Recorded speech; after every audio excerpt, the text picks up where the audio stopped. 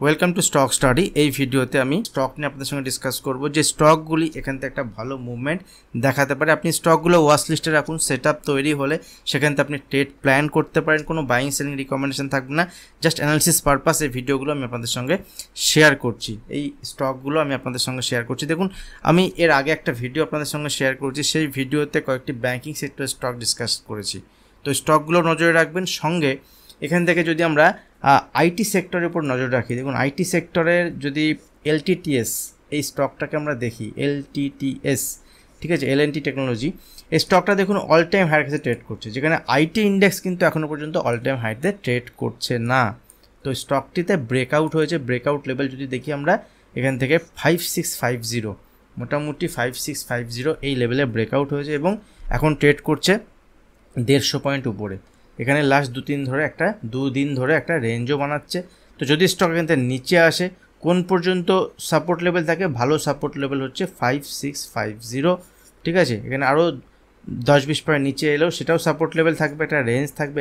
এই লেভেলে নিচে উইক হয়ে যাবে। দ্যাট মিনস এই যে মুভমেন্টটা এটা ফলস, এই যে ব্রেকআউটটা এটা ফলস হয়ে যাবে। তো যতক্ষণ 5650 লেভেল হোল্ড করছে তখন ঠিক আছে।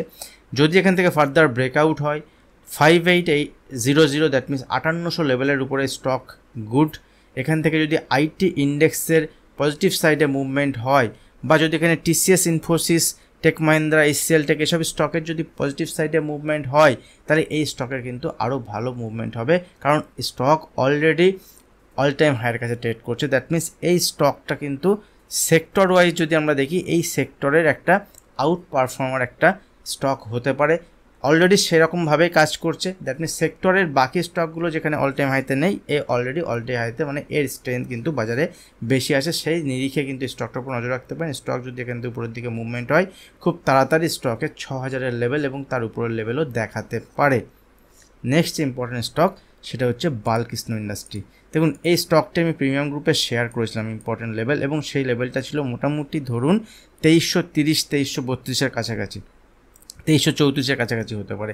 এবং এই জায়গাতে শেয়ার করেছিলাম, স্টপ লস ছিল এই দিনের লো। মোটামুটি আমি এই লেভেলে ডিসকাশন করেছিলাম যে এই লেভেলের বেসিসে একটা কাজকর্ম করা যেতে পারে স্টকে।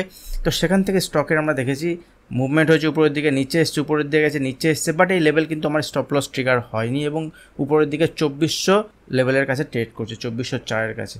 আমার নিজেরও পজিশান চলছে, কিছু পজিশান আমি বুক করেছি, কিছু পজিশান এখনও চলছে। তো দেখুন এই স্টকের ক্ষেত্রে একটা মুভমেন্ট এখানে পজিটিভ সাইডে আসতে পারে। যদি এটা কন্টিনিউ হয়, সেক্ষেত্রে উপরের দিকে 2460 থেকে 2480 টার্গেট পর্যন্ত স্টক দেখাতে পারে।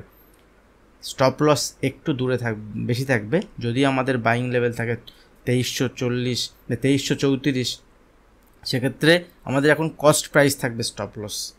বাট যদি কেউ নতুন করে এন্ট্রি করতে চায়, স্টক নিচে আসে, নিচে এলে 2360, 2350 এসব কাছে যদি আসে, সেক্ষেত্রে একটা বাইং অপরচুনিটি হতে পারে। ইন্টারে বেসিসে 5 মিনিট বা 15 মিনিটের চার্টে যদি কোনো রিভার্সাল এখানে দেখায়, যদি স্টক নিচে আসে, সেক্ষেত্রে বাইং অপরচুনিটি হতে পারে।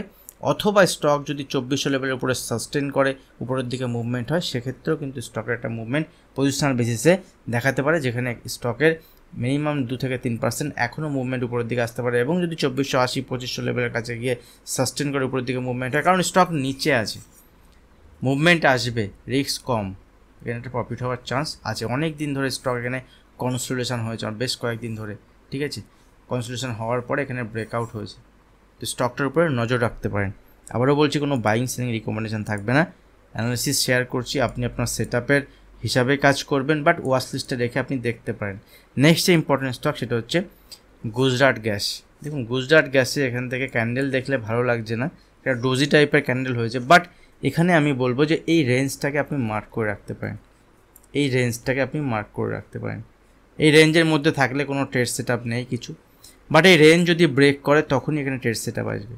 এই রেঞ্জ এখানে কি আছে দেখুন, এই রেঞ্জ হচ্ছে উপরের দিকে 550 এবং নিচের দিকে দেখুন এই রেঞ্জ হচ্ছে 536। বাট নিচের দিকে যদি মুভমেন্ট হয়, আমি এখানে সেলিং প্ল্যান করবো না, বাট উপরের দিকে যদি মুভমেন্ট হয়, এখানে 550-এর উপরে যদি সাস্টেন করে, বা যদি এখানে ফ্ল্যাট ওপেন হওয়ার পরে উপরের দিকে মুভমেন্ট হয়, সেক্ষেত্রে আমি বাইং সাইডে প্ল্যান করতে পারি।